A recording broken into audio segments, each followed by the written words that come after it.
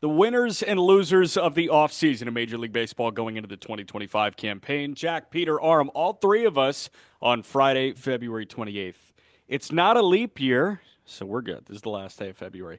Um, this is going to be a fun one. I know we always look forward to this. It's our chance to kind of air our grievances with certain teams, but also give people a pat on the back that deserve one after this offseason. I'm excited for that.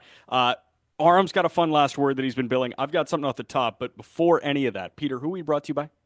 We are brought to you by BetMGM, the sports book born in Vegas. And while we wait for baseball, they have more awesome promos for you. And all you have to do is use code JUSTBASEBALL to get started. Each Friday throughout the NBA season, pick a player you think will score first in the game. If it's not your player, but he scores the second basket of the game, you get your money back. But of course, gambling problem, call or text 1-800-GAMBLER. Must be 21 years or older. Terms and conditions apply. Remember to use code JUSTBASEBALL. Is Lowry Markkinen available for that? How's he doing? Do we know? Who That's like cares? the one guy that I would love to just kind of hang out with. Nikola Vucevic as well. I've Oh, got something really, really quick off the top. Talk to Met me. okay. met Cal Quantrill for the first time in the clubhouse yesterday. The man. The first thing he said was, "Did Aram get that tattoo yet?" No, he didn't. Yes, he did. You're lying. I'm not lying. He said, "Did Aram get that tattoo?" Did I'm you? gonna have to get it. And I was like, "Can you pressure him in person? He's a South Florida guy." And he said, "Yeah, I'm happy to." Well, Aram, you know how you can fire back at Jack.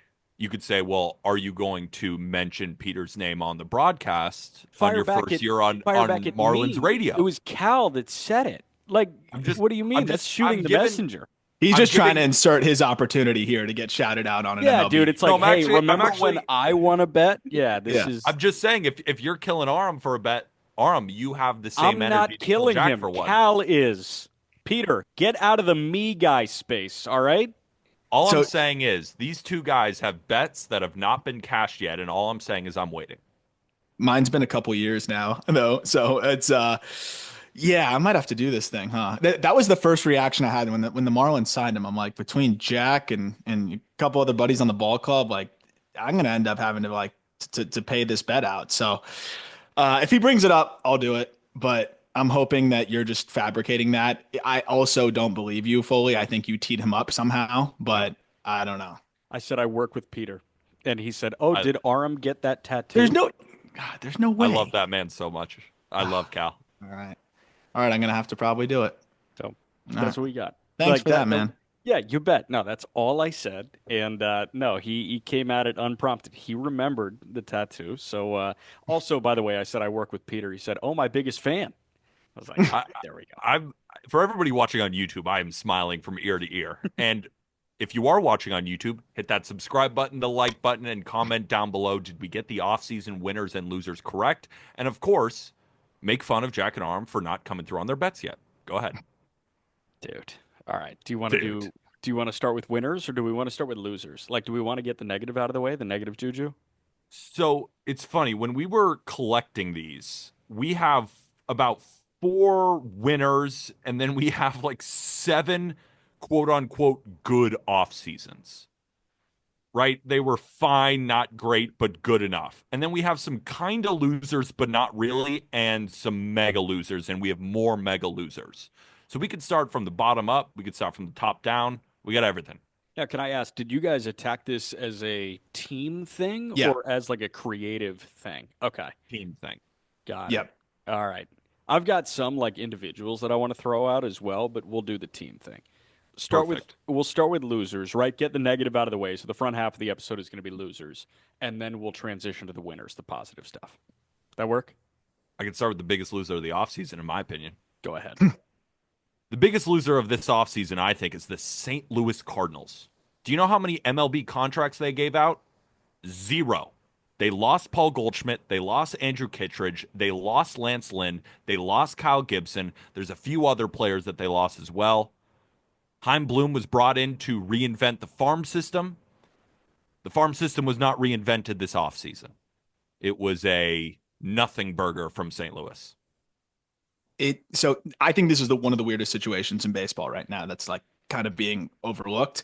I understand John Mozeliak is like, been there for a long time, deserves to go out and finish out his contract or whatever it may be. But they also didn't want to miss out on adding Chaim Bloom to the equation. So this team is literally in limbo for a year. Yes. I can't remember the last time you just have a very obvious lame duck executive with the guy that's going to be taking his job just waiting in the wings, who probably wants to make some trades and replenish the farm system. I'd imagine that's what Chaim Bloom would like to do. I don't think that they necessarily needed to do that. I think they also could have spent some money and actually made this team a little bit more solid, because you can talk yourself into this ball club, having some things work out nicely and actually hanging around the wild card. I mean, they've got good players. They have a couple of established stars still. They have some young guys that could easily make a leap. They have a ton of pitching in the upper minors that can plug and play whenever.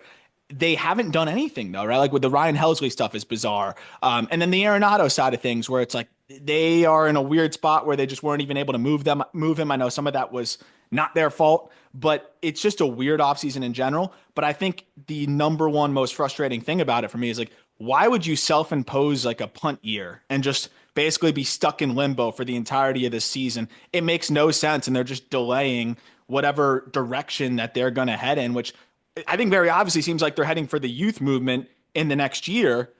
Why just self-impose this like lame duck executive with Mozeliak? Okay, so punt year, but I will also say after watching the Cardinals twice in the last week, like they're going to run out an opening day lineup, assuming they can't move Arenado and they don't move Helsley and they don't move Fetty. They're going to run out an opening day lineup of Herrera catching, Wilson Contreras at first, Donovan or Sajazi at second, Wynn at short, Arenado at third, and then you've got Nootbaar in left, you've got Victor Scott or Ciani in center, and then you got Jordan Walker in right. Like, that's a lineup that is capable of contending in that division. And that is the most wide open division in Major League Baseball. Like, I understand that the Brewers won 93 games a year ago, but it's not far-fetched to say that the Brewers overachieved in 2024. I think that's actually pretty safe to say that they overachieved in 2024, and say things go wrong like they do for Major League Baseball teams. The Cardinals are in position to not be bad in that division. Yep. So I wouldn't sit here and say that they have a 0% chance to win that division. By making zero moves, they still have an outside shot at winning that division. It's an outside shot. I'm not saying that they're one of the two favorites, but I think you'd be silly to say that they're lower than fourth. And 1 through 5 in that division are clumped pretty tightly. So I understand that they are the biggest loser because they didn't do much of anything.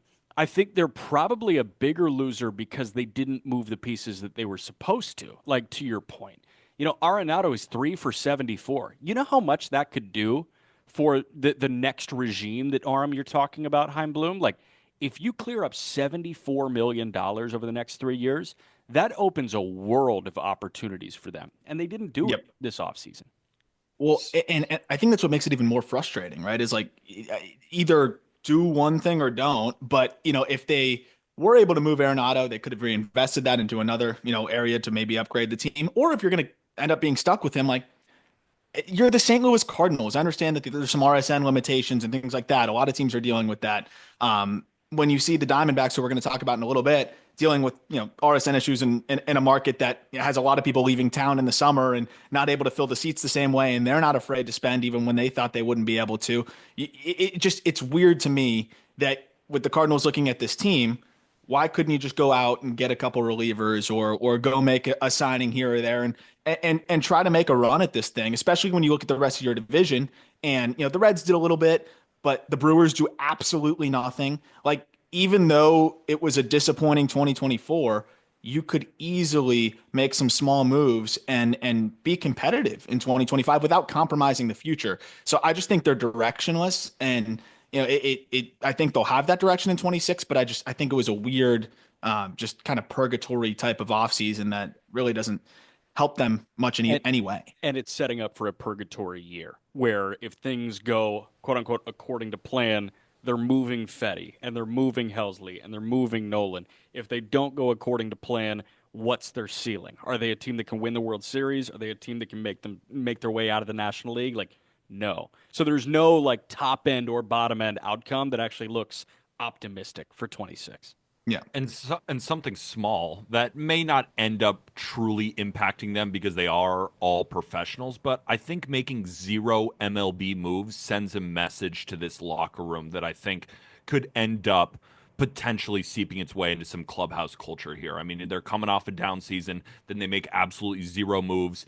They hear, and they should, that they're in a limbo type year. That's definitely not going to help motivate the clubhouse at all. That's something small. Again, who knows if it really impacts them, but it definitely doesn't help them.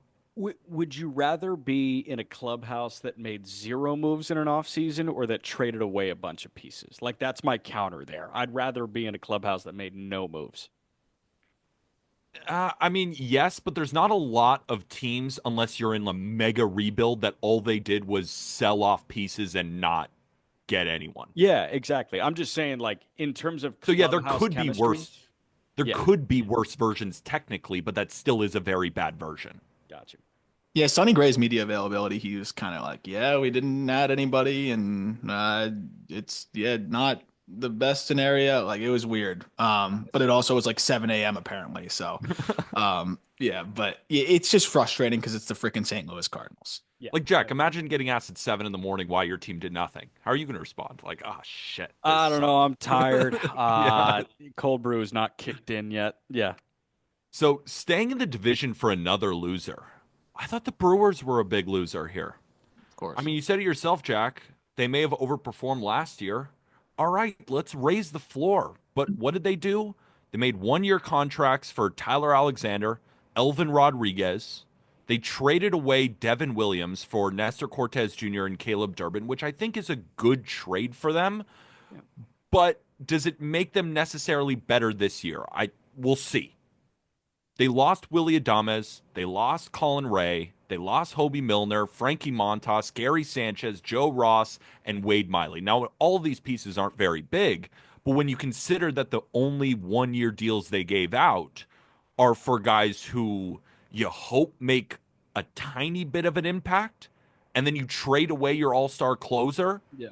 I think we give them the benefit of the doubt because they are a very smart team and they do work within the margins here. Sure. But I don't know how you can't look at this offense in totality and say this is not a loser.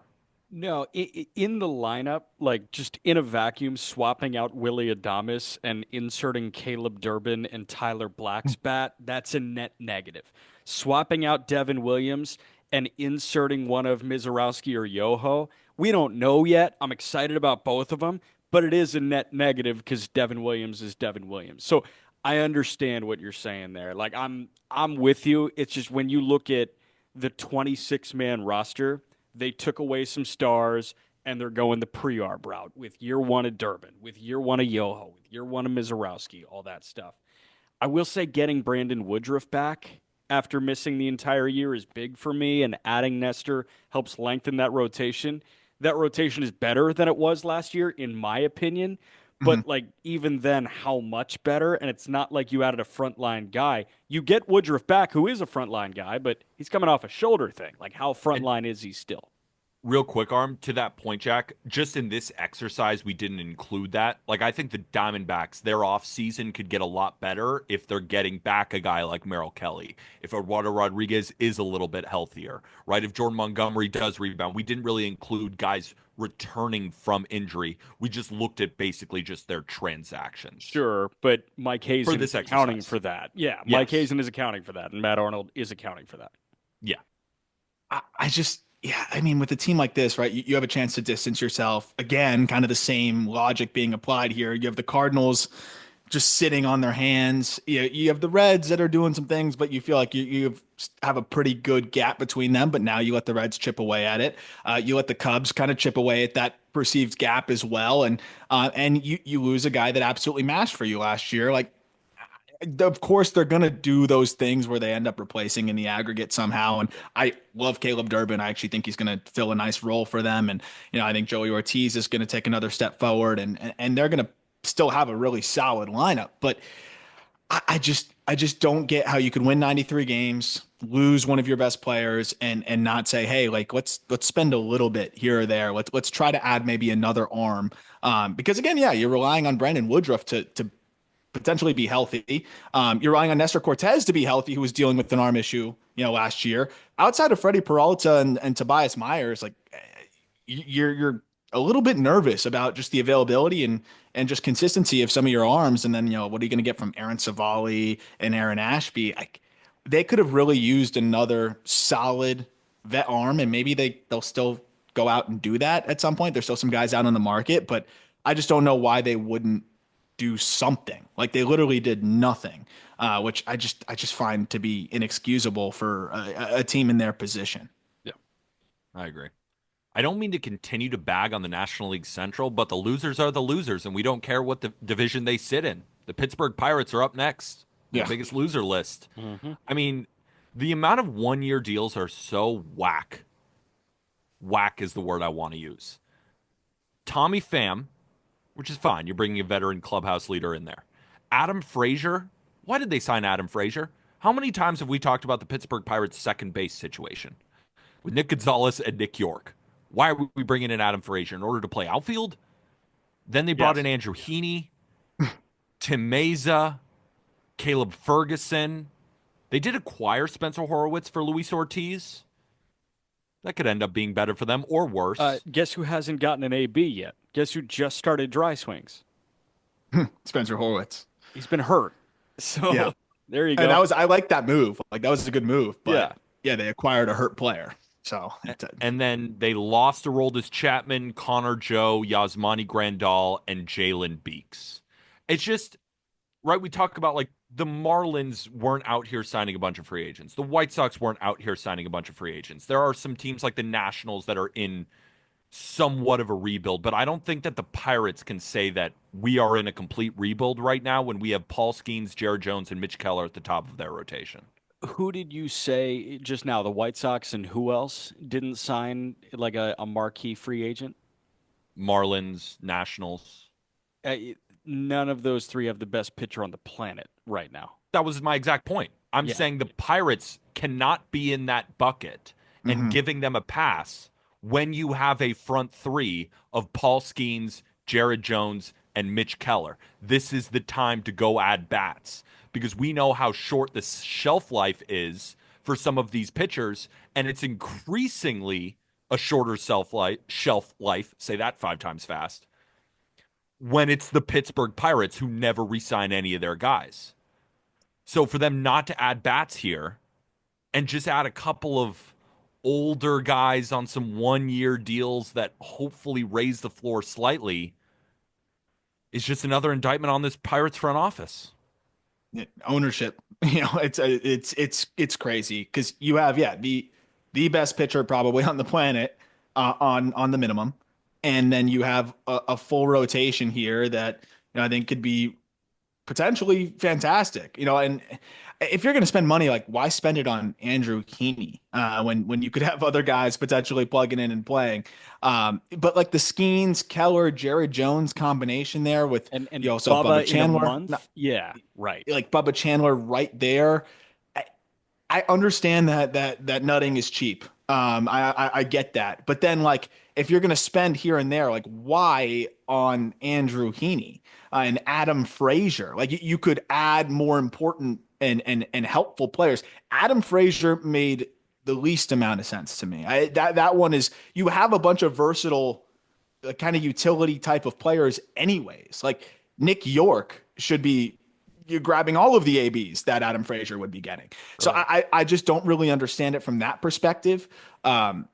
This is a team that you could very easily talk yourself into with the rotation that they have, some solid pieces, in their offensive core, in a Brian Reynolds who's proven and solid, and O'Neal Cruz who you're at least hoping can make a leap, and then just some other solid role players. Go out and get 1 or 2 impact bats, and this is absolutely a team that can hover around the wild card, and for the same reason could hover around the division because, like we said, no one's really separating themselves within this division. So I think it's extremely disappointing if you're a Pirates fan, and I think it's as egregious of a fumble of an opportunity as the Mariners. I really do, because at least the Mariners have rolled the dice on a couple of different moves and have made some aggressive trades here and there. Like your big trade was Spencer Horwitz. I liked that move, but that should be like your tertiary complementary move that you're making to supplement this lineup, not the move that you made to supplement this lineup. And you gave up your best non-Skeen starting pitcher in the second half to do so in Luis Ortiz, where it's like Yeah. you shorten that rotation, you replace him with Andrew Heaney, and you get a first baseman that shows up to camp hurt. I will say, silver lining, I did like the Tommy Pham pickup for them. Like I Me think that's too. fun. I think it gives I them some included that. edge. I said Yeah. better leadership, but I agree with you. I kind of like that move. I just like that they've got just somebody that like has that edge in Tommy Pham. So that can fire me up, but like everything else, I'm totally with you. The Adam Frazier one, I don't want to be mean to Adam Frazier. He was not going to be a good fit for any of the 30 teams in Major League Baseball. Like I don't really see it if we're being Yeah. honest. Me But neither. the Pirates are giving him 7 digits this year. Yeah, it's not as egregious as the Zach Plesac Angels thing, but it's kind of close. So Aram already mentioned it. Let's get to our next loser, the Seattle Mariners. So they made one more deal than the Cardinals by getting Donovan Solano. That's an MLB contract. Let's go Mariners. They lost Josh Rojas. They lost JT Chargois and Austin Voth from their bullpen. So there wasn't a lot of players that they lose that they have to come in and get another player to, supplement, like Arm said, that lineup or anything like that. But doing absolutely nothing when you have this front five of a rotation and you saw how bad the offense was last year, you couldn't be more creative, sign a bigger piece, and just kind of leaving it to, yeah, we won 84, 85 games. We'll probably do it again, and maybe we'll get in the wild card, maybe not, but this is our team, and it's pissing me off. I mean, this is like the new Orioles conversation, right? Where it's just like it's the same conversation. They don't change anything. We get very frustrated, and I can understand why fans are livid.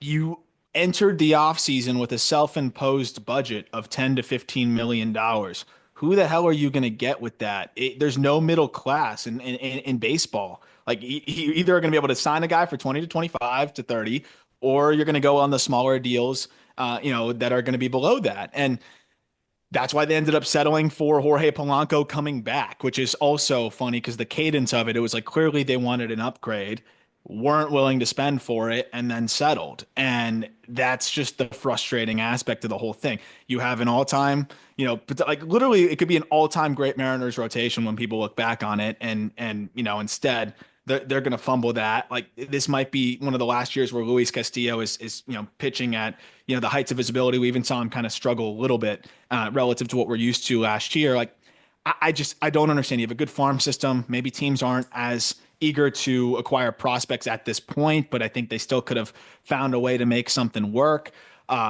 This is another ownership gripe, though. It's very bizarre that the Seattle Mariners are so unwilling to spend more money, and it stinks that Dipoto's put in that spot, and he's had to be creative. And I like that they went out and got Randy Arozarena last year, and have done some. And Luke Raley's been a nice acquisition for them, but like it's just wild to me that they don't open up the budget a little bit to go make a signing that could really put this team over the top. Like there's so many bats out there that would have been a no-brainer for them, that don't even have to be the best of don't even have to play to the best of their ability to be an obvious upgrade in this offense. So it's tough and frustrating. I'm just thinking like put together the PowerPoint presentation with like the fun transitions and the firework, effects. Like put together the PowerPoint presentation for ownership to say, here's why you should up your budget by $5 million.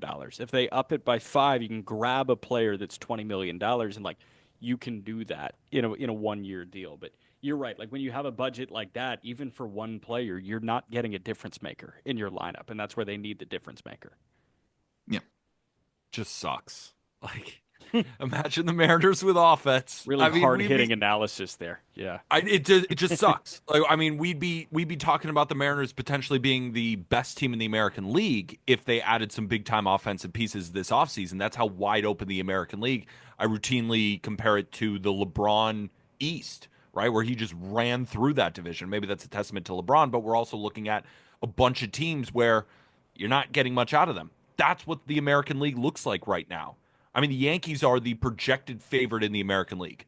They have a lot of issues, right? The Astros are starting to slip a little bit down. Nobody in the Central is really taking control, right? And then you have the Orioles, who we also have problems with. You have the Red Sox, who are up and coming, but only won 81 games last year.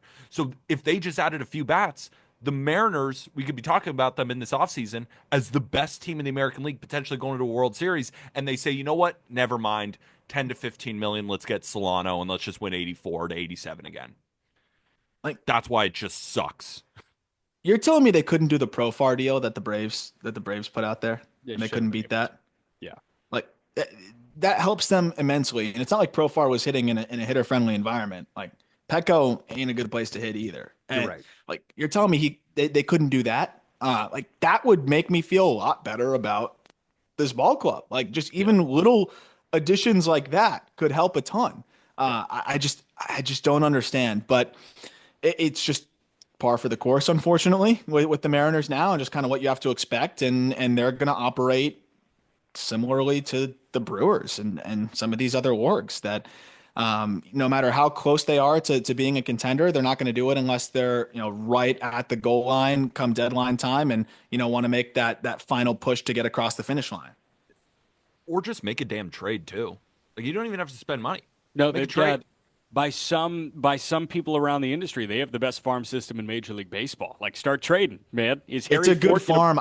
I wonder if just not a lot of teams were willing to take on prospects right now because, like, I mean, how many teams were trading bats for prospects this offseason, if you think about it? And I think that was part of the challenge for them. So it's like you're putting yourself in a spot where there's only one way to acquire a bat. That's why I think they'll probably try to do it, in the regular season, so they can kind of salvage this thing a little bit once teams are sellers and may move a bat. Yeah. But shit, man, like I would have maybe rolled the dice on the Luis Robert thing at that point and said, let's see what can happen. But what's crazy is even Luis Robert's contract is right at their self-imposed budget, and it's like it's one of the more team-friendly deals in baseball, and it's at their self-imposed budget. Yeah. Absolute joke. All right, we'll move on to the Minnesota Twins, our next biggest loser of the offseason. What did they do? They signed Ty France, Harrison Bader, and Danny Coulombe. They lost Carlos Santana, Max Kepler, Caleb Thielbar, Kyle Farmer, and Manuel Margot. So a Twins team, again, that has a good front three with a couple of young pitchers we expect to potentially take a leap. They have a good offense, but they're routinely hurt. They have a good farm system. They have a good bullpen. You can take control of this division. And what did they do? Basically nothing. That's why they're one of the biggest losers. Now, I know that, the television stuff, the TV rights deals that... They explored a sale of the franchise. Yeah. Yeah, that's just kind of where they're at right now. Yeah, but that's even part of the L of the offseason too. Sure. Like they had an opportunity. Sell. They lost a buyer to the White Sox. Yeah. Like somebody said, you know what? I'm going to go pivot and increase my stake in the White Sox rather than buying the Twins. That they might be the biggest losers. Okay, so a reporter, I think it was on ESPN 1000, a reporter on ESPN 1000 said Justin Ishbia, Matt Ishbia owns the Phoenix Suns. I think he owns another, but his brother, I think Justin Ishbia, was this possible buyer of the Twins. He opted into a larger ownership stake with the White Sox. He's building a home in Winnetka or something, like northern Chicago suburb, that's worth $80 million.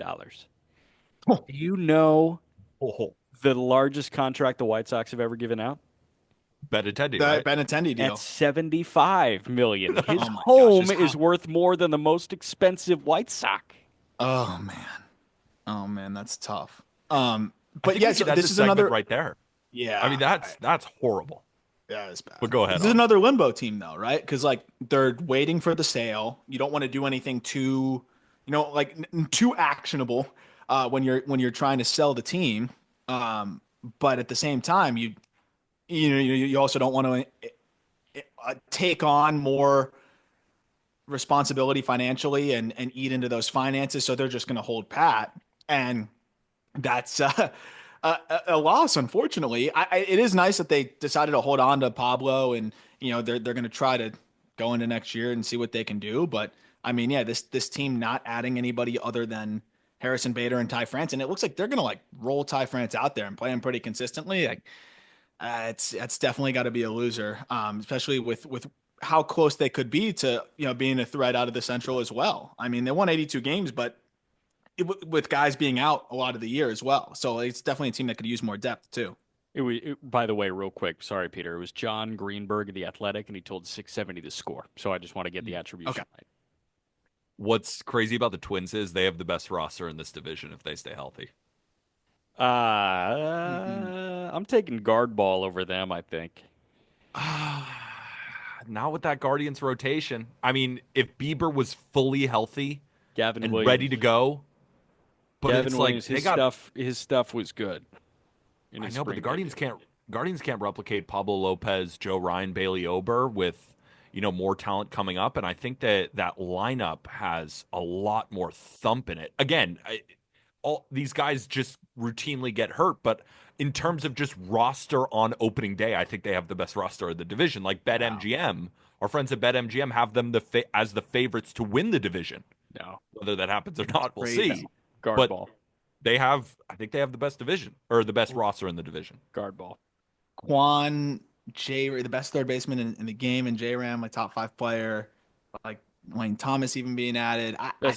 Best bullpen in baseball by a Best country bullpen mile. in baseball by a good margin. Twins got a damn good bullpen too. They got Carlos Correa, they got Byron They don't have the Buxton, they got Guardians guys bullpen. too. No, I don't know do it's still a this. great bullpen Oh, though. Yohan It's a great Duran's a bullpen. lot like Clase. Yeah, just ERA 3 runs higher. I'm just saying it's a good bullpen. I'm not saying it's as good as the Guardians, but it's a good bullpen. Like there's not really any weaknesses on that team, but it's Give just me will they stay Cleveland's healthy? roster, but agree to disagree. All right, The agree to weakness would be disagree. availability, I would say. Yes, Yeah. that is definitely the weakness. Let's get into kind of losers, but not really. Okay. And they're all good teams. We'll start with the Braves. Again, kind of losers, but not really. They signed Jurickson Profar. They brought in Brian De La Cruz, but they did lose Max Fried, AJ Minter, Charlie Morton, Adam Duvall. The reason they're kind of losers, but not really, is like, who are you taking out of this lineup? Like, what other arms are you really going to acquire unless it's probably through a trade?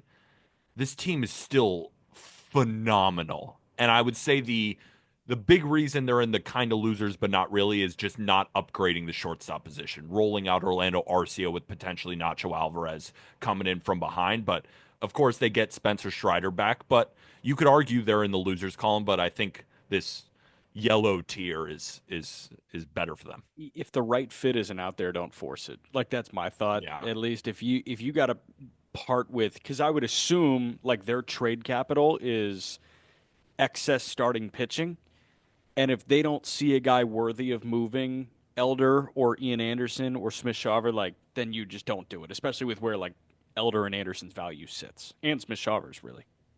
Yeah. And Owen Murphy being hurt, it definitely affected them because that was Yeah. probably a guy that was emerging as their top pitching prospect. Richie just came back off of TJ. They don't want to move Drake Baldwin. I know that was something that like they did, inquire and kick the tires on Cease and things like that. But Baldwin was going to be, the beginning of the ask, and Anthopoulos is not going to do that for 1 year of an arm. So No. the other reason why I'm a little bit more patient with the Braves is Anthopoulos likes to operate as late into spring training as just about anybody when it comes to making some of those late moves. So I was talking about Matt Olson being acquired, I think, on like March 13th. So there's still a chance that they could do something there.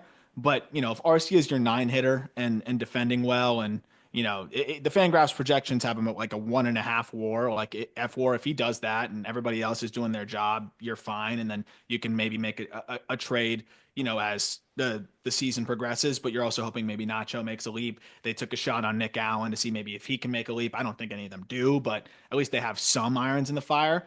I would have definitely had them as a loser if they didn't get Profar, because I think the corner outfield situation would have been really rough until Acuna came back and was feeling healthy. And I'd imagine that, they're going to ease him into action in general. But now that they have Profar, of course you get the classic, Kelenic was playing hurt last year, so now we're going to give him even more of a chance again.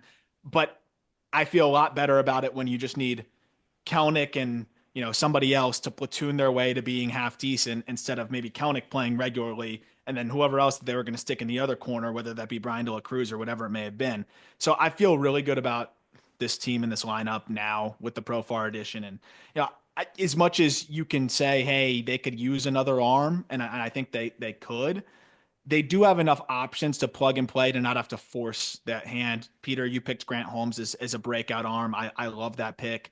And then, if Ian Anderson's a 4.5 ERA as your five starter, you'll get through it for a little bit. But you still have Smith Shaver, you still have Elder, you still have some other guys that could, Waldrip, who can plug and play and maybe grab that five spot. Next up on kind of losers, but not really, the Baltimore Orioles. Now, they made a lot of moves, but I kind of don't like any of them. Yeah, I don't like him. They signed Tyler O'Neill, which I think is to the amount of money that he got, I understand it in a vacuum. The thing is, why is this not Heston Kjerstad's job? Right?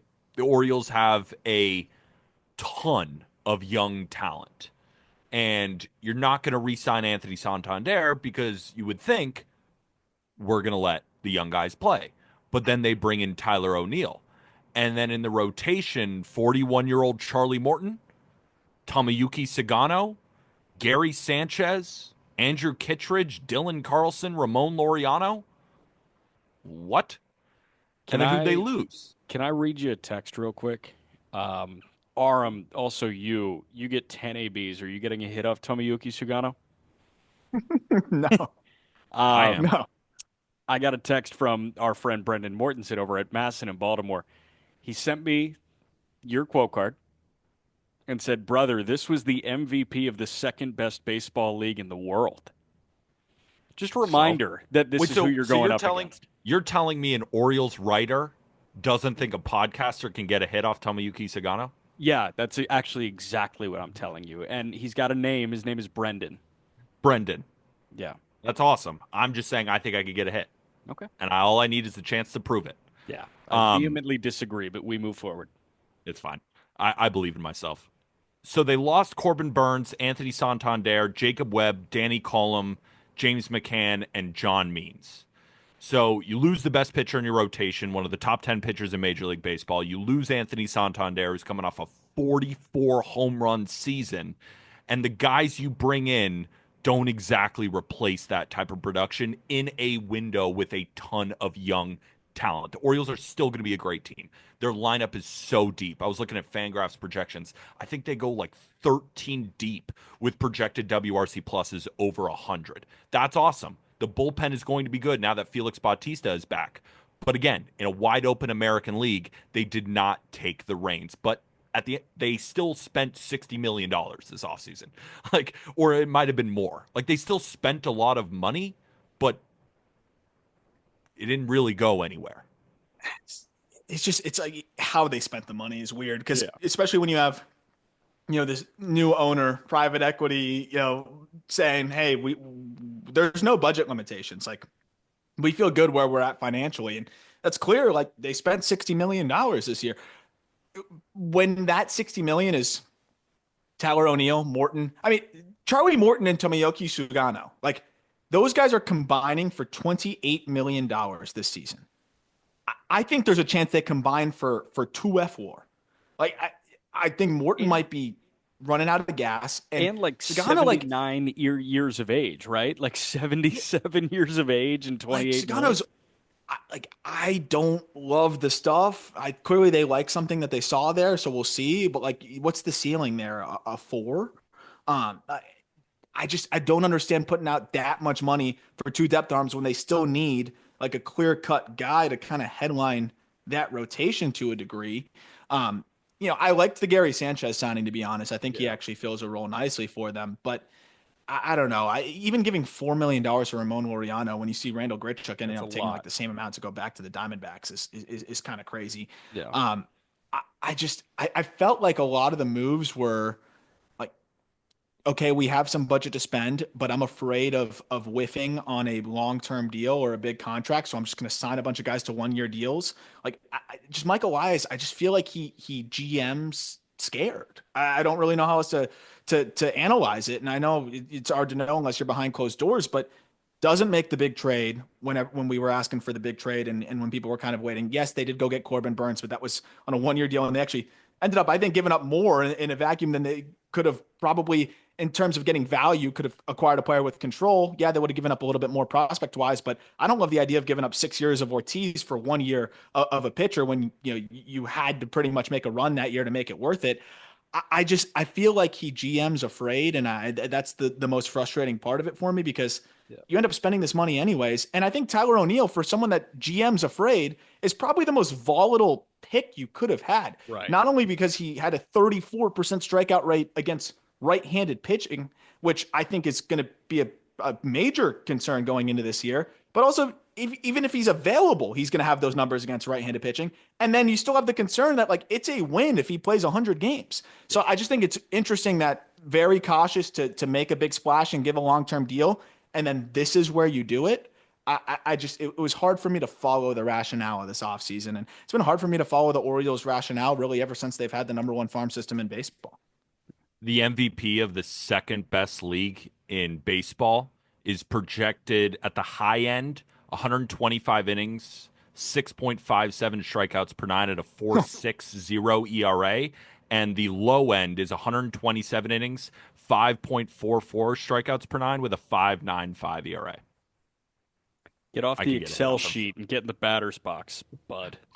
Give me a chance. That's all I'm asking. I'll prove it. Somebody give me a shot. All right. Last one, Padres. Again, like, did they lose the offseason? Kind of. They signed Nick Pivetta, Jason Hayward, Connor Joe. They lost Jurickson Profar, they lost Ha-Seong Kim, and they lost Kyle Higashioka. They also signed Kyle Hart. Right? You were one of the best teams in baseball last year. You didn't lose a ton, right? Like Ha-Seong Kim is definitely a blow. Jurickson Profar is definitely a blow, but it's not the big time names on the Padres.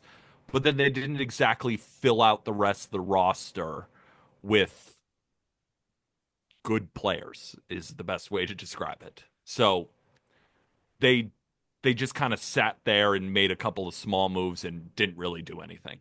They needed to shed payroll, and they added a good pitcher in Pivetta. For what they wanted, a good pitcher.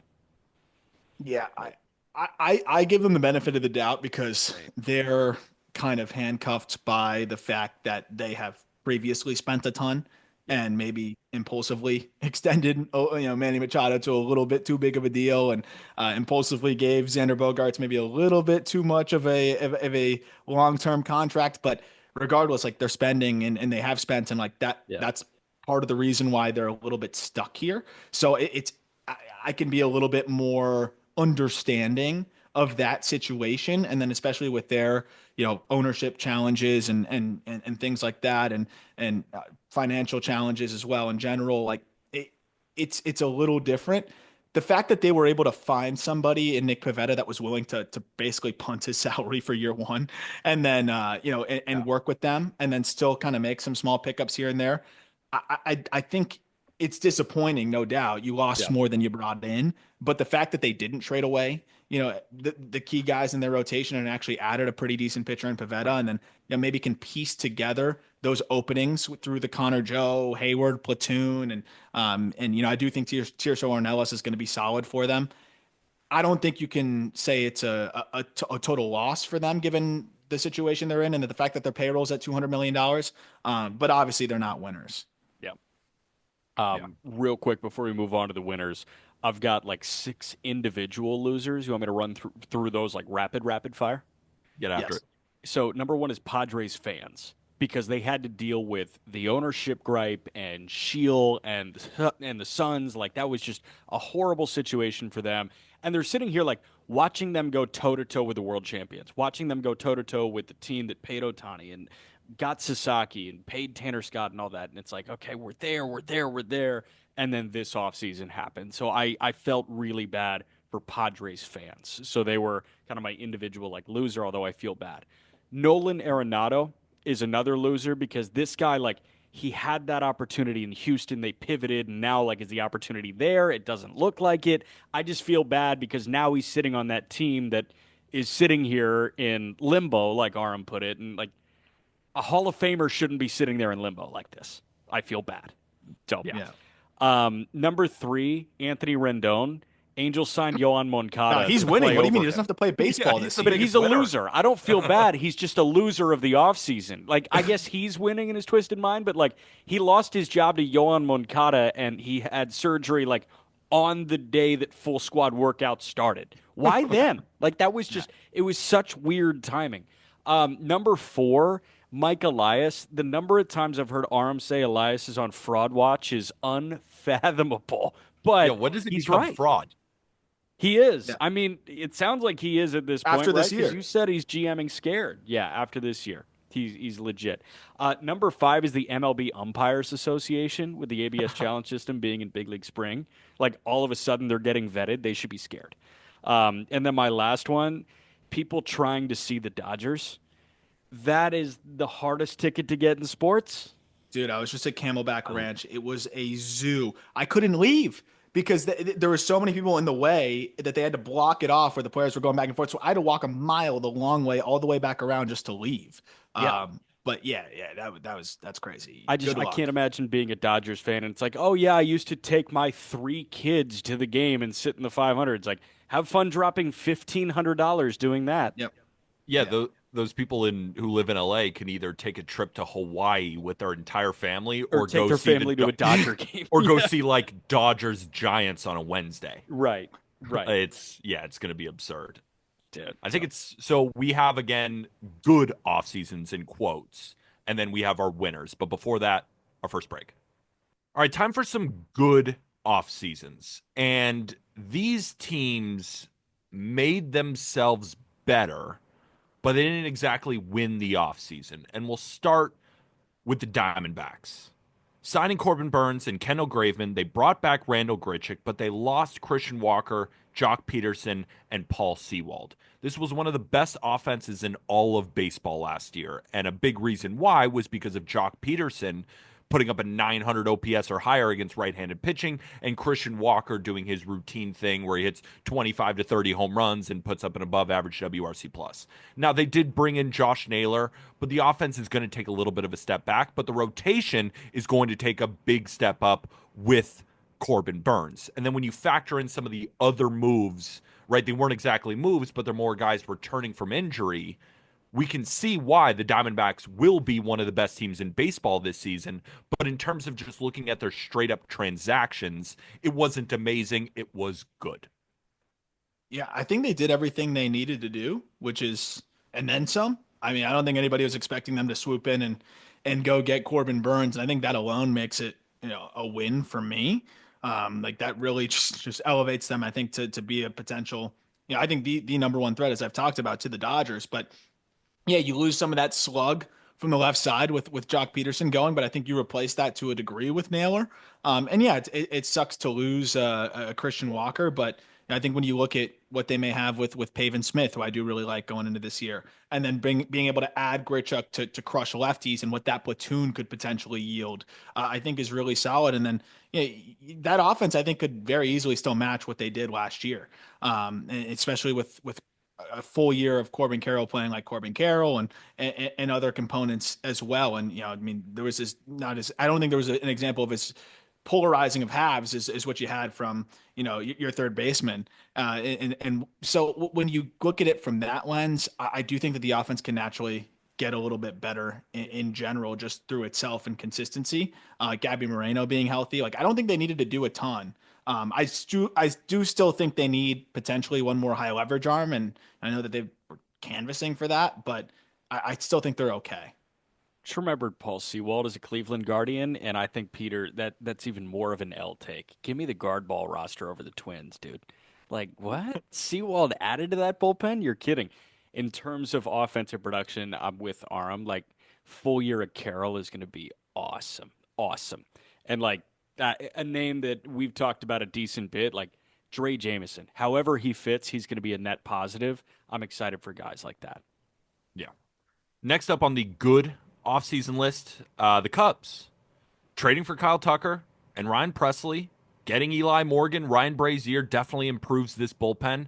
They also signed Justin Turner, Matthew Boyd, Carson Kelly, Colin Ray, John Birdie. They did lose Kyle Hendricks, Cody Bellinger, Hayden Wesneski, Isak Paredes, and Drew Smiley.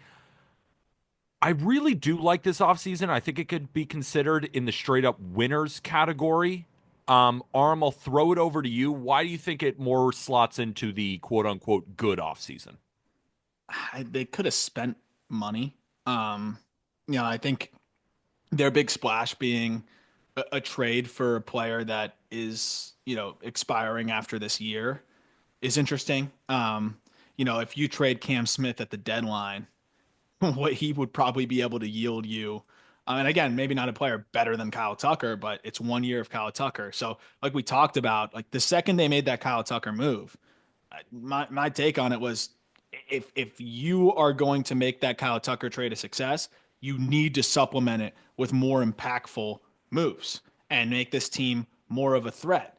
Just getting Kyle Tucker on a 1 year, this doesn't make them a World Series contender to me. So you just traded a top 30 prospect in baseball. You traded your third baseman, which is fine too, and then you traded another arm.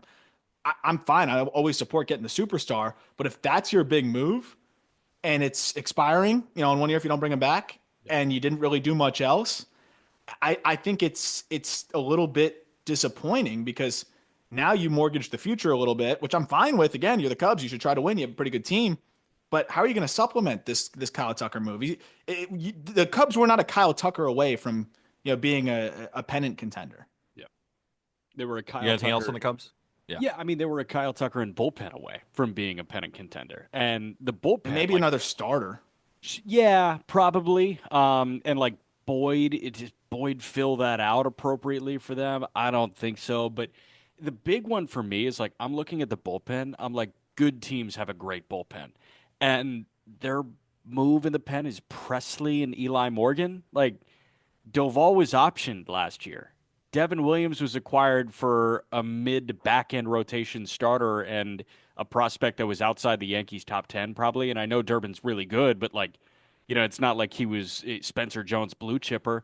Like you had an opportunity to go get a closer. Obviously Helsley's not going to go to Chicago from St. Louis, but like closers are available at the right price. They have prospects that are flat out blocked at this point. Like, just think about it. And the fact that it was Presley and Eli Morgan is like, I don't know. That just kind of felt like a gut punch. The Cubs could easily stomach signing Tanner Scott and creating one of the Yeah, better of bullpens in course. And Major League they Baseball. were in the bidding war for that. Yeah. They own the real estate in Chicago. They sell out every single one of their games. They're one of the biggest markets in baseball, and there's no real marquee free agent signings. You could have said to your fan base, we're not going to spend hugely, but we are going to get the best closer on the market for a team that has been in the need of a closer for a few years now. And that would have made them really happy. Like, we're talking about Tanner Scott going over to the Dodgers. Like, we think Tanner Scott's a top 5 reliever in baseball. Had the opportunity to give him a 4-year deal, I would have done it. I wish the Cubs went above and beyond for him, but still a good offseason. The Houston Astros are up next on the other side of the Kyle Tucker trade, and it's hard to put them in the straight up winners category. Arm and I were texting like optically, you lose Alex Bregman and you lose Kyle Tucker. How are you a winner? But they did sign Christian Walker. They did get a pretty great package for Kyle Tucker and Isaac Paredes, who is going to hit probably 30 home runs at the Crawford boxes. They got a top 30 prospect in Cam Smith and another arm in Hayden Wesneski. Now, they did lose Alex Bregman, Verlander, Graveman, Presley, and then, of course, Kyle Tucker. So they're not a winner, but I still thought they had a solid offseason. So I thought, given the fact that it's inevitable that they're going to lose Kyle Tucker, like that, this is where I'm faulting ownership because it shouldn't be this. So that's why they're not a winner. But I wanted to just recognize that I've been critical of Dana Brown at points. Like I thought he navigated his hand that he was dealt really well, knowing that he's not going to be able to keep either of those guys, and being able to turn that into by far your best prospect and a guy that he was talking about in the spring training broadcast. He thinks Cam Smith could be face of the franchise type of player. I don't think that's crazy, and that's a guy that could be up there by next year. Then you have Paredes, who's going to, like Peter said, mash there and another depth arm. Worked out given what you were trading. It was just 1 year of a guy that you knew you were never going to be able to keep because your ownership refuses to give long-term contracts out for the most part, unless it's leveraged or Altuve gives you, this unfathomable discount that he always does. So I think from a organizational standpoint, like it's not a good offseason because of ownership just limiting them.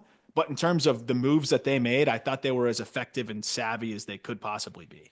So, end of the 23 season, Peter and I did a mailbag, and the question was, who are two teams that you feel like are closer to a rebuild than many teams may expect? And the answer that we decided on was Toronto and Houston. And Houston because you had to pay Tucker and you had to pay Jordan. I think it was before the Jordan extension, but you got to pay Framber Valdez. You got to pay Bregman again. Like you were running into all of these problems, and if you choose one, then you let the other two walk. They made their decision. Tucker's not there. Bregman's not there. But the way that they did it and the timing in which they did it made that rebuild like near impossible because you've got young big leaguers. Like you've got 3 years or I think 4 years of Isaac Paredes. Like that's a big wrinkle there along with Cam Smith. The Blue Jays are still like full steam ahead towards the rebuild eventually, but the Astros have positioned themselves in a way where they can keep winning sustainable. Is it at that level that they've been at for the last 8 years? I don't know. We'll find out, but at least like they're giving themselves a shot for the next 5 or 6. Yeah. All right, let's move on to the team that you just mentioned, the Toronto Blue Jays. So adding Jeff Hoffman to that bullpen, but they lost Romano, but that's still an upgrade for them. Anthony Santander, again, coming off 44 home runs. Add him into that lineup. That is awesome. The Andres Jimenez and Nick Sandlin trade, like we said, probably didn't want to take on that Andres Jimenez contract, but he makes the Blue Jays better next year. And then they signed Max Scherzer. Of course, the only real losses are Jordan Romano and Spencer Horwitz. I think this was a very, very solid offseason. It wasn't super flashy, but I think it was solid. And that's why they're not a major winner. They had a good offseason. Can I hate on Ross Atkins for a second? Absolutely. So they didn't tender a contract to Jordan Romano for $6.2 million, which is what they could have tendered one to him for in arbitration. So he reached free agency, and then in free agency, he was signed for $8.5 million. So theoretically, if you tendered him a contract, it sounds like teams would have been willing to take on $6.2 million, and you probably actually could have gotten an asset back for him. Maybe not a great one, but something. Instead, didn't know what the market value was for Jordan Romano and lost him for nothing. And the Phillies paid more than $2 million more than what the Blue Jays had the opportunity to pay him. So that blended with the Andres Jimenez contract being taken on. I've seen some people say like, oh, with the WAR defense and it's okay. I just don't value that at second base nearly as much. I just don't love it. But I don't think it's the worst trade in the world if you're willing to pay the money and you don't care. I do like them making the splash for Santander and finally landing a guy. And I think Scherzer's a fun ad to just see what he can do. But yeah, it is a, and Hoffman too is a fun upside piece, but like, what are they? I don't know. They got better, so I can't fully hate on it, but yeah, it's fine. It's good. It's fine. I think the word good has been destroyed by the internet. Like, it's so polarizing. It's either great or bad. Yeah, everything is either great, amazing, perfect, or it's horrific, Don't forget dog mid. shit. Mid.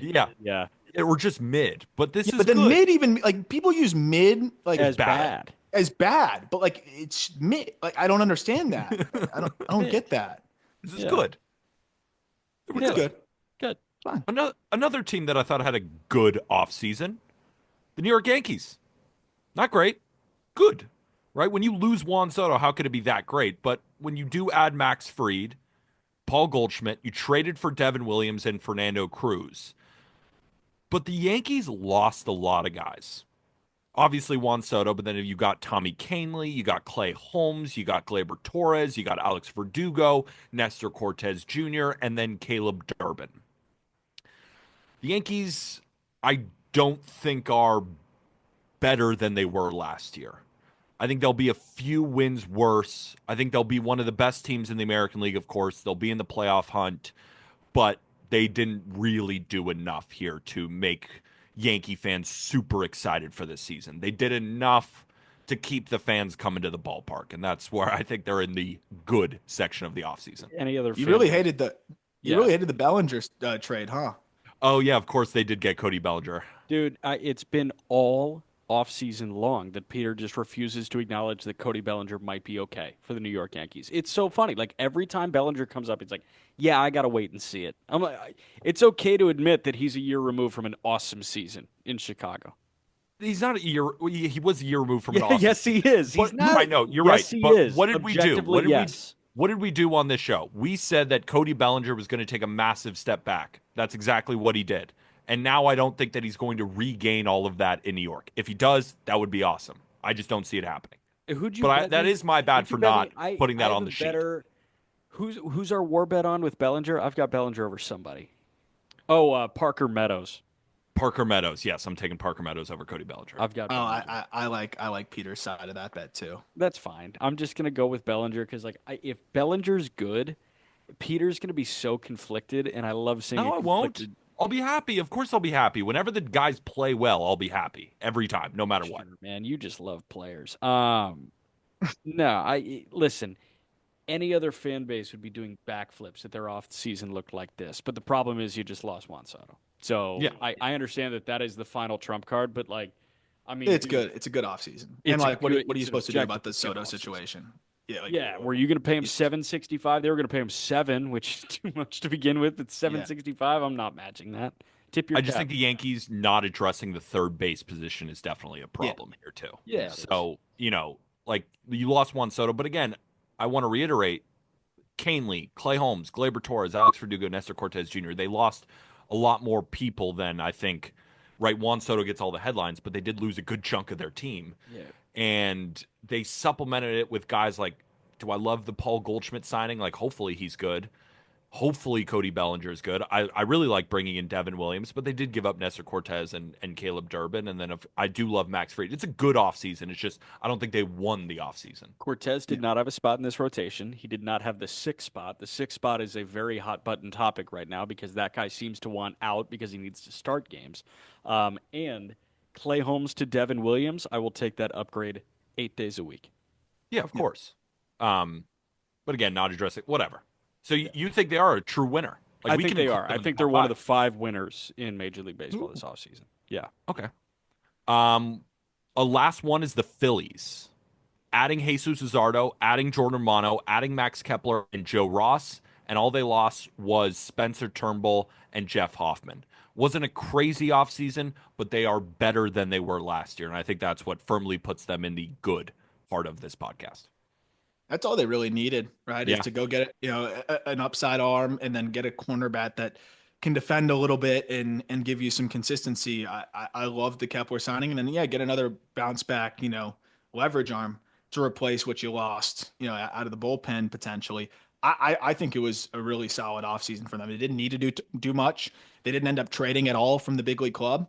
And the what they gave up for Jesus Luzardo, I like the return for the Marlins, but man, I would trade, Caba and a piece, for Jesus Luzardo any day of the week if I was in the Phillies position. So I thought it was a great offseason for them and puts them in a position here to give it one last really strong shot because they're like the oldest team in Major League Baseball just about. So they needed to give this one more good shot. And I think they've got 1 or 2 more years to do that. And Luzardo gives them the upside to potentially win a World Series. Because if it's Luzardo pitching like he did in 2 years ago, this is a team that could beat anybody in Major League Baseball. Yeah, Absolutely. I was just going to say, like, this is their best foot forward. To this point, like, we've seen the Phillies be really good for a couple of years now. This is the best foot forward. And, it's saving the best for last, but it's not. It's like, hey, we need to get X. Okay, we got X. Like, that's the big thing to me. Ready for the big time winners? Mm-hmm. Or should we take our last break? All right, I think the biggest winner of the offseason, I think we all know the answer. The Los Angeles Dodgers. They added Blake Snell and Roki Sasaki to their rotation. They added Tanner Scott and Kirby Yates to the bullpen while also re-signing Blake Trinan. They added Michael Conforto and Hae-Sung Kim to the lineup. They re-signed Teoscar Hernandez and Kike Hernandez, extend Tommy Edman to a 5-year extension worth $72 million. And the players they lost, Walker Buehler and Jack Flaherty, and they traded away Gavin Lux. I think the names speak for themselves, gentlemen. It's it's the offseason, right? Yeah. There's not much to add. I mean, It's the reason why everybody's pissed off. So, yeah, they did everything that you could want to see and more. And they're the freaking Dodgers for a reason. Like they're the best show on dirt right now. So, they took a World Series team and somehow made it better. That's the crazy part about it. And then they even got a pretty good return for Gavin Lux. So, it was ideal offseason, I think, if you're a Dodgers fan and if you're trying to set up to do what the hardest thing in sports probably is to do, which is repeat. I think they've put themselves in a pretty good spot to be able to do so. And then Zaire Hope hits an opposite field homer the first weekend of spring training. Like even the eighth inning of a February spring training game is worth watching for the Dodgers. They're spoiling their fans, but their fans can't go see the games because they're so expensive. Like I don't know what's going on with the So what Dodgers. happens when your team gets too good? Like it was Yeah. hard for me to go see Heat games, when they had the big three because it was so expensive. It's like Yeah, but now you want your team to be get really season good, but like tickets. maybe not too good. Yeah, now you can get season tickets though. The Kaseya Center's gonna be bumping. I have no interest. Oh, I got a deep pit in my stomach that makes me think Michael Conforto is going to have just a not breakout, dude. obviously, but just a great season. Like Yeah, another one of these guys finds a home in LA and just does exactly what we thought when he was drafted really high out of Oregon State. You know what it's going to be? It's going to be Jason Hayward in 2022, right? When he was just came over. Oh, they're going to fix something. 811 OPS, Yeah, like it's just perfect. they're just a perfect team. Next up on the winners, the Red Sox. Yep. Hmm. I think they made arguably the best move of the offseason by trading for Garrett Crochet. And not just because of adding who I think is going to eventually win the Cy Young for them, but they needed him at the top of the rotation. Like this Red Sox team, Tanner Houck really emerged as a really good pitcher, right? They have Brian Bayo, they have Cutter Crawford, but they needed a stud at the top, and they got arguably the best guy on the market. And then they bring in Alex Bregman, and you could say $40 million per year, 3 years, $120 million. It's too much money for this guy. The thing is, it's such a short-term deal that 120 million and there are opt-outs. So if he earns that 40 million, who knows? He might opt out. And if he earned that 40 million, that means he was an unbelievable player for you in year one. And his stats at Fenway Park are egregious. I saw this stat. It's only in about 98 plate appearances, but the only player to have a higher on-base percentage than Alex Bregman in Fenway Park is Ted Williams. I was like, what the? He has a lot of So, bombs too in a short period of time there. Yeah. and his swing path is perfect for just peppering doubles off that green monster. And they also signed our guy Walker Bueller, who we love as a bounce back as well. He's finally healthy. We saw what he looked like in the playoffs. We've heard, him talk, of course, on this podcast. Everything sounds positive. You look on his social media too, just the vibe sounds really good. We can't forget that this guy is only a few years removed from being one of the best pitchers in baseball. I know he's coming off those Tommy John surgeries, but as long as he's healthy and going, still a very valuable pitcher. They also brought in Aroldis Chapman, who, to Jack's point, we were talking about on I think the last episode, still 105. It's still 105. So until it's not 105, He's 15 years in and he's still throwing 105 miles an hour. I just whatever. and then when you look at who they let go, Kenley Jansen, Chris Martin, Tyler O'Neill, Nick Pivetta. Now those are decent guys that they let go, but I don't think anybody is I don't think Red Sox fans are like, damn it, we let any of them go. So I think the moves that they made were perfect for their situation.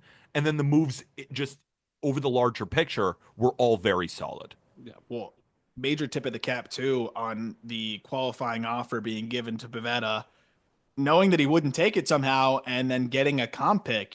So like that's the other thing too. Like they were even able to get a comp pick through this process as well. I mean, they've put themselves in a position here where I think they can reasonably win the AL East, and to go from where they were last year, solid team, but kind of right around 500 to a team that can legitimately win the AL East now. I mean, this was a clear-cut win of an offseason. And the fact that you acquire Garrett Crochet without trading one of your big three prospects is pretty damn impressive. So they're in a fantastic spot moving forward. What do you mean? They moved number three, Teal, right? Yeah. Campbell was the late addition to the big three, but then it was But about in their Russell. mind, in their mind, that's the big three, right? Oh yeah, It's has to be. Roman, it's Christian Campbell, and it's Marcelo Meyer. But I will say, like box office is the LA Dodgers in spring training, but the other spring training box office team is the Red Sox because you I'm gonna have, make that drive for sure. yeah, like you've got this new look of the big club, and then you have Meyer, Anthony, and Campbell there too. Yeah. Another great offseason. The New York Mets are definitely a winner. And we could say they signed Juan Soto and we could pack it all up, but some people might say, well, you gave him too much money. But at the end of the day, Steve Cohen doesn't care. He went into that market and he says, I will have Juan Soto no matter what. And he got him.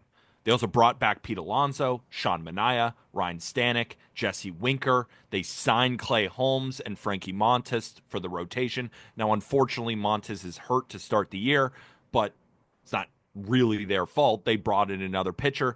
They also signed AJ Minter for that bullpen, which they needed, and that's a big high leverage arm. They also traded for Jose Siri in center. I wish they did a little bit more to address the center field position. I don't think Jose Siri is going to be the guy there, but who knows? And the only guys they really lost, they lost Luis Severino, Jose Quintana, maybe. They might even Yeah, bring him back maybe. still. And JD Martinez and Jose Iglesias. And I think Jose Iglesias is a big loss for this clubhouse. And then the fact that he hit 340 last year. Yeah. But overall, great offseason for the Mets. Yeah, I mean, it's hard to knock this offseason really in any way. I think with the Holmes signing, it looks like, if he can hold up innings wise, the stuff is crazy. He could end up becoming a monster here. I like even just adding Canning for depth, given where they're at, is interesting. I I do really like the moves that they made. I think they could have maybe done a little bit more, but they also put themselves in a spot where I think a lot of that budget, even for Steve Cohen, was spent. But even like some of the more savvy moves, and that's what the difference is with the David Stearns front office instead of just Cohen, just saying, "Hey, here's big money to someone that's not as savvy," at the helm there. Like I love taking a shot on a Joey Meneses. Jared Young came back from the KBO, hitting the ball way harder than he ever did, and they gave him, like a legitimate, payday. I think relative to most other players that are coming over from there. On like a two-way deal or whatever it may be. So I do have the questions about center field, no doubt about it. And I think that's something that they're probably going to have to figure out to a degree, but maybe Luis Angel Acuna ends up plugging in there if Jose Siri isn't working out. But it was a great offseason for them. And to be able to bring back, I know he's hurt now, but bringing back Manaea was huge. Yeah. I think you got to feel good about that. Massive. The only like real whiff I thought the Mets had this offseason was Montes. And like Yeah, it's that one, not no one, not because he's hurt either. Like it just didn't make sense at the time. I don't it's think. not a hindsight 2020 thing. I'm with you. It's just like, okay, well, like when he was healthy in Cincinnati and Milwaukee, it's not like he was lighting the world on fire. That's a lot of money. And he gets hurt a lot, and now he's hurt. And like, who's to say that he's going to be awesome when he's on the mound? Like, it just didn't really make much sense to me as a David Stearns move. The Iglesias thing, I understand that that's a clubhouse blow, but in terms of on field, like Luis Angel Acuna is getting run at third base in spring training. So it's like, why roster Iglesias when Acuna can just be a better version of that guy? And I know that the AAA numbers were not great, but the big league sample was awesome. And like he was a big piece of what they did down the home stretch when Lindor was dealing with that back thing. The other one, like I called Beatty hitting a ball 111 like a couple days ago. Like I mean, Aram's fired up about the Brett Beatty experience too. This is probably last chance for Beatty off of a career year for Vientos, and like that's a huge addition to that lineup. Hey, Brett Beatty's still far less minor league at bats in his career than Mark Vientos. Yeah, Both high school guys. It's a slow burn sometimes, but it does look different setup wise. So I'm excited to dig deeper into the video with Beatty because he might have tinkered and found something. Our last winner, and then we could go back into the good and try and put in our fifth because Arm and I were talking. We really only had four. The Detroit Tigers. It wasn't flashy, but it was really, really good. Signed Jack Flaherty and kind of on a buy low when Flaherty was really kind of what's my market? yeah. And a lot of teams weren't willing to give him like 3, 4, 5 year deals. And the Tigers go, we'll give you a 2-year deal for $35 million. And at that price for Jack Flaherty, I'll take that every day of the week. It's really just what I was looking at it today. It's really just 1 for 25. Like it's Yeah. 1 for 25 and a player option at 10. If he opts into 10, okay, that's fine. Yeah, that's fine. And then you got Jack Flaherty for another year. And then Alex Cobb, I still believe in. I don't care. I don't care. I know he gets hurt all the time, but I don't care. I still think that he could be solid as long as he is healthy. And then, again, another buy low guy, Gleyber Torres. Yeah. Didn't really work with the Yankees, right? And, his personality doesn't want to play third base. All this kind of stuff comes out. And then you kind of forget that he's been an above average hitter for a while now. People are too hot on the defense when even Arm was saying that, second base defense, how impactful truly is it?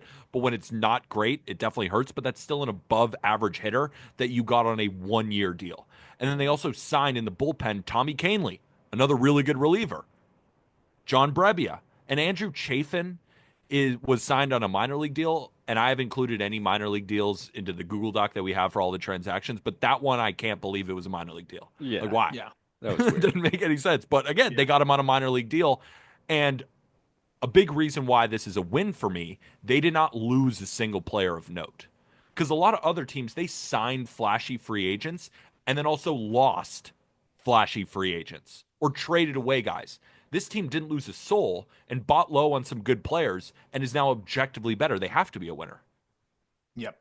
I mean, they took advantage of things kind of landing in their lap. Yes, they were in on Bregman, but didn't force it there. And I don't know if there was just a clear cut, good spot for them to spend other than that. So, and I didn't even really love the Bregman fit. So they'll probably wait for their next big contract. It'll probably come when Javi Baez is up.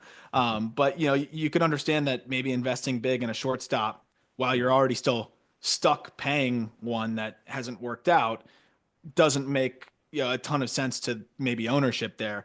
So, I know Tigers fans are a little frustrated here and there, but I thought that they did a pretty good job if they weren't going to make a huge splash. And I still think that they can make that splash come next year when there's some free agent fits that probably make a little bit more sense. I loved the Gleyber Torres deal. I'll be honest. And he's the most underappreciated 774 OPS guy ever. And I know he's coming off a down year, but I'm looking at the per 162. It is 7 years in New York, and it's 265 with 25 homers and 80 driven in.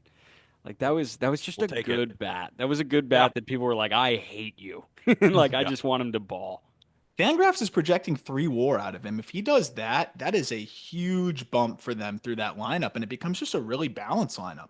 Yeah. From top to bottom. Like they don't have, I think a ton of like major like superstar impact. I think you could get that from Riley Green and Kerry Carpenter from an offensive perspective, and you're hoping Colt Keith makes a leap. And But if you're Torque. not going to have that, like, oh yeah, yeah, if he decides to look at some video, I think you have at least this balance where like 1 through 9, you have a lot of guys giving you quality ABs. So I do feel like this team is comfortably better than it was last year. And I mean, obviously that team last year was pretty darn good. Yep.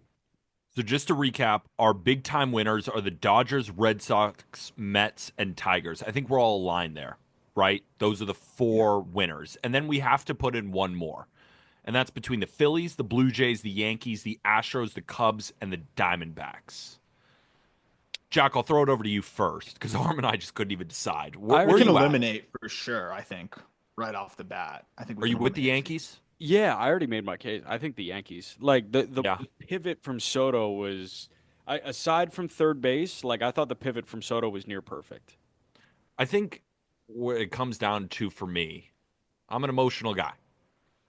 Yeah. Losing Juan Soto crushed me. It To the crushed Mets. me. To the Mets.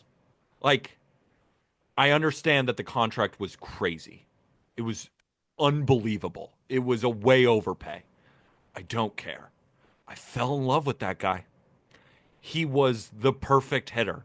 So it's like, can I make the Yankees one of the 5 best winners when you lose Juan Soto? It's kind of similar in the Astros conversation. Did they make other good moves? Are they still going to be good? Absolutely. But you lost Bregman and Tucker. And then Soto is just a level above them. It makes me too sad to have the Yankees in the winners column. So I can take a step back and throw it over to Aram, and you could say that the Yankees are one of the 5 winners, but I cannot have them in the 5 winners when we lose Juan Soto. I just can't. I don't think they got better. Like I think they Held serve. they chewed away at the deficit, or maybe filled in a little bit of the gap. But like I think you can make a case that the Phillies got better. I think you can make a case that the Diamondbacks got better. Yeah. That's eliminate the Blue Jays, Astros, and Cubs immediately. Yeah, I think my second would be Philly. I do think Philly, like adding Kepler was big, and then Luzardo to the fact that they're going 5 or 6 deep before Painter even gets there makes me think that they could be the winner. Because the Phillies didn't need to do more. Like, are we going to penalize them? Like, what else could the Phillies have done, or should they have done? Maybe add another reliever, possibly Trade for Luis Robert. Yeah, I'd like for them to upgrade the outfield because it's like Brandon Marsh, it's Nick Castellanos, and it's Rojas again. Like that's Kepler, but that's not really upgrading the outfield. That's just adding another one of Brandon Marsh and Nick Castellanos, I feel like. I would have loved for them to make that move. Then they'd be firmly in this winner conversation. But I agree, they still can be. And I don't want us to sleep on the Blue Jays too much. I really don't, because they are better than they were last year. And that's kind of the point of the offseason anyway. Yeah, but they weren't good last year. But they're better. They're better, and I think that matters. And I think adding one of the best closers on the market, adding the guy who hit 44 home runs, adding a platinum-level defender at second base, I know it's not huge, but it makes them better. And then Scherzer at least looked really good in spring training, and their only losses was Romano and Horowitz. I think their handling of Vladdy immediately. True. It's another good point. You have to factor that in. Hammers that down. But the thing is, would you Vladdy probably wanted 550? I mean, his number was probably nuts. They've been trying to pay that to like a bunch of other guys. Why not Vladdy? Yeah. They've been throwing that money at everybody else other than Vladdy. I don't know. Talking Baseball said he was a bad base runner. Maybe that's Vladdy. Yeah, Vladdy. That was maybe that's why they're like, dock it down the price a little bit. I think the White Sox. I think the White Sox should consider like 2 for 37 team option. Yeah, that'd be good. So, I mean, also you're gonna get so many Yankee bias comments on the Instagram if we roll with Yankees as a good, even though Peter isn't the one who picked it. Which is just classic. So actually, that's why I want to go with the Yankees. So let's just let Peter get cooked. Now, I might be biased towards the D-backs here, but like they also like really team friendly extension on Perdomo. I love everything that they did. Like it's pretty much putting them in position to, I think, be the biggest threat to the Dodgers, which that says a lot to me. We can't decide. we can't, because there's a part of me that says the Cubs. Why are we disrespecting them?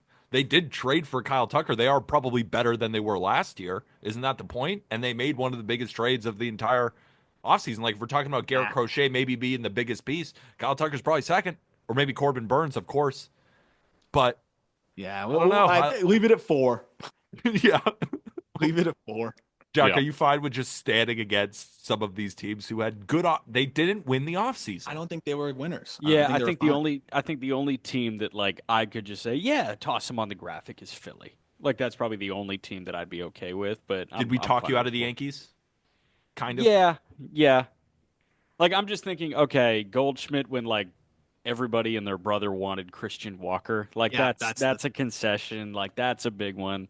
So yeah. And, like, Alonso, like, that was floated for a minute, too. You know what? The Yankees' pursuit of a first baseman was a lot like the Bulls' pursuit of a superstar in the when did the Heat sign LeBron? 2011? Oh, yeah. The Yankees' pursuit of a first baseman was a lot like the Bulls' pursuit of LeBron and D-Wade and Bosh and Dwight Howard. And then I got Carlos Boozer. I texted Aram, don't you think Paul Goldschmidt might be still developing? Could get a little better? No, it sucks that he shaved the 5 o'clock shadow only for it to be reinstated. Yeah, it'll come back, right? He's fine. Devin Williams, I feel bad for.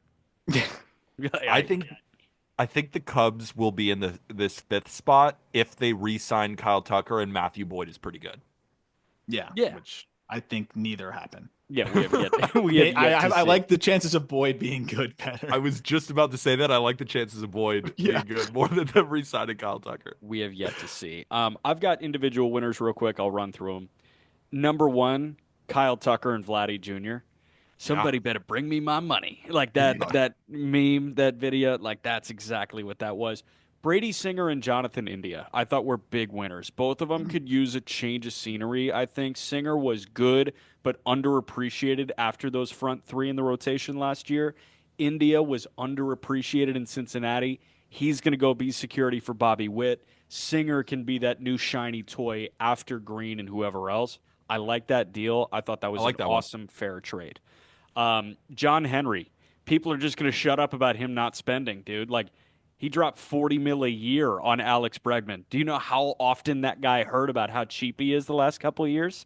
Yeah. Like, that was big, him putting his money where his mouth was. And the picture of him smoking a cigar. That was baller. Totally baller. That. Total oral points. Isaac Paredes and Alex Bregman go to Kittyland. Like, those guys are fired up. They're both playing in their perfect ballparks. Ellie De La Cruz, because he gets to be managed by Terry Francona. That's a big one for me. I was like, this can be a match made in heaven. I do think Cincinnati was close, but they didn't do anything like big enough. But like Terry Francona, Gavin Lux, Brady Singer, like that was a decent offseason. We talk about upgrades. Is going from David Bell to Terry Francona the biggest upgrade of the offseason? It's a big upgrade. Arguably the worst manager in baseball to a manager of the year, one of the legends, likely a Hall of Famer. It's a big upgrade. Yeah, he was already saying how much he like loves all these guys, and like I believe it. Like he's gonna be like their like grandpa, like but in a good way. Like I think it's gonna be like Bochy. Really awesome. Yeah, gonna be like Bochy. Yeah. And then my last one is Dave Roberts. Like Dave Roberts is, I think, the winner of the offseason because he just won a World Series. Everybody finally shut up about him not being able to get over the hump. And then he has the lineup card entirely filled out for him. And, your starter's in trouble in the sixth? Who are we going to? Tanner Scott, Evan Phillips, Michael Kopech, Brusdar Graterol? Like, he might have the easiest game managing job in baseball history. Yeah. That's one of those teams where I feel like anybody could manage them to 100. I would say I think I could do it. Yeah. I think I could do it. You forgot one more winner of the offseason, though. Who? Me. This has been sick. So the Marlins trade for Mervis. So my local team, now Boyd's one of my closest friends. You get hired, and they trade for Merv. Pretty good offseason for me. It gives me a reason to go to the ballpark a little bit more. That's so soft. That's like, look at Aram being vulnerable. All right, Aram, time for your last word. My last word is fuck you, Jack. No. So I got a great DM from Ryan Graber. He asked me a really good question. I don't know what made me open this like in the middle of Friday. Usually I'll just do it in the evening and just catch up.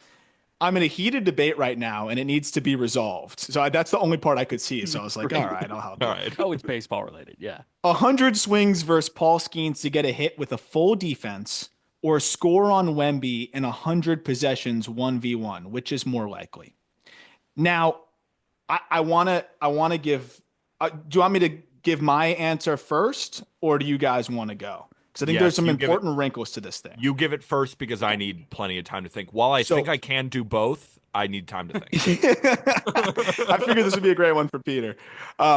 This is how I thought about it. If you have a full defense, I think, let's be honest here. Both are like lottery ticket shots. So like, which do you think you have a better lottery ticket shot at? And I thought about this for a while. I even talked about it with Ellie for like a minute. The full defense thing makes it, I think, impossible to where like you could luck into sticking your bat out like I'll do in like Wii baseball sometimes, just like hold the nunchuck out or whatever and just hope the ball hits the bat, but then you're out no matter what. If it was just making contact, I would probably pick Skeens because you could just hold the bat out and hope that he accidentally hits it. The other side of it is Wembanyama is so fucking tall that there's nothing you can do, right? So like you're not going to run by him because he's going to run you down and swat it, even though he's probably also faster than you. But the only way I could fathom getting a shot off on Wembanyama is if I sprint in the opposite direction and throw the ball backwards. Like I'd have to sprint in the opposite direction and then throw it backwards so he can't block it. It would go straight up in the air, and I'd have to hope that it fell straight through the hoop. That I think is more realistic than getting it past defenders. But if it's no defenders, I like my chances of just praying that Paul Skeens accidentally hits my bat. So both of us have plenty of questions surrounding this. You could go first. Okay, so my initial thought here is there are like layers to beating Skeens that don't exist in the Wemby one. Because layers to beating Skeens, number one, you got to make contact first. Like that's the first battle is making contact. Number two, you got to beat a defense. So like there are two levels there. Versus Wemby is like, okay, you just get a shot in the air, and You it's just got to get it through the little circle thing. Like Yeah, and it's like a video game in the final level. Like you got to just find a way to get through that. right, But right. So it's like I view this as I have 100 chances to try and like make a move that makes a 7-4 guy, and I understand that he's quick as hell. Like I watch a lot of Wemby because I'm fascinated by him. Like how does he move that quickly? Like I feel like there's some sort of thing that you could figure out within 100 chances that could maybe get to the left of him, and then you just start sky hooking it, and like you evade his hands. Versus Skeens, like you give me 100 ABs, I don't think I'm touching a baseball. Another question about stamina, because with Paul Skeens, like pitching versus playing 100 chances of 1v1, like if they're you're maintaining playing Wemby- 100% stamina at all times. Okay, so it's Are 100% you stamina maintaining 100% stamina? for whatever Yeah, let's that just is. say fatigue is off. Fatigue is off. off in the settings. Fatigue is off, then I'm choosing Wembanyama because I think, for example, if he throws the ball back to me, right on a 1v1, Yeah, and just I quickly do a step back and just chuck it up, I think I have a better chance of making that shot than beating a defense with So Paul what about Skeens no at defense? 100%. No defense. I'm still taking the Wemby thing, dude. Like that's an uphill battle to make With contact. no defense, it might be Skeens. With The- no defense, it might go to Skeens. I'm also thinking, like, can you lay down a bunt? Like, I'm slow as shit, so I'm not even beating that out anyway. But can I or no? Because that you can bunt for a base hit, maybe get. But then you got Brian Hayes coming in at third. You Can't bunt. You can't bunt if it's just to make contact. But I think the other scenario is you throw the ball off of Wemby's face, hope it comes back to you while he clutches his nose, and then get the shot up. Yeah, and you just can't do that with Skeens. Like he's got the ball. There's nothing. I settled on Wembanyama, and my strategy is sprint in the opposite direction and throw it backwards And chuck it. But like My dribble strategy, backwards. as soon as he tosses it back to me, step back three. Like Mine is still getting He's blocked. sending that shit to Siberia. Yeah, every time. Because Mine I'm is- pretending my step back is fast. Yeah, You cannot see it. You're step back. Like it's just he's gonna be like, whoa, look at this step back. Like he's facing guards every day. my versus move. me. My move, I think, is like try and sham God my way open. Like try and use like my entire bag and try and get to the left of him, and then just start like shoveling it off my left hip. But with the defense, I think you could have a million tries. It's never happening. It's Ever. like behind Yeah. Paul, like trying to get a ball past a defense against Paul Skeens. I legitimately think it would take 10,000 until you break a bat and it falls over the shortstop's head somehow. I don't know, man. I've been working on the snap that Shank talks about. I think that could you be got okay. the snap going. Yeah. You got to be ready at release. I think Yeah. by AB 86, I have the speed down. Like it takes me 86 to Yeah, but even now you got get the 14 speed. ABs. And if I just sit dead red heater without a defense, could I make enough contact to constitute a hit? I think that's more possible than scoring on Wemby. But if you put defense in, I'm taking my chances against Wemby. I'm also going to say I think if Skeens threw me a changeup, I would fall forward. Just shit yourself. just poop. Like if I Yeah. timed it up and by AB 87 he was throwing changeups, he was mixing those in too, I'm done. God, Splinker. Just anything inside would scare the shit out of me. Yeah. I mean, that would ruin the next 10 ABs. That's what I say. You I'd be said thinking bunt. about- You think I'm putting my fucking hand over home plate? There's chance. no chance. No chance. That's a good point. Is that scarier? than just hitting?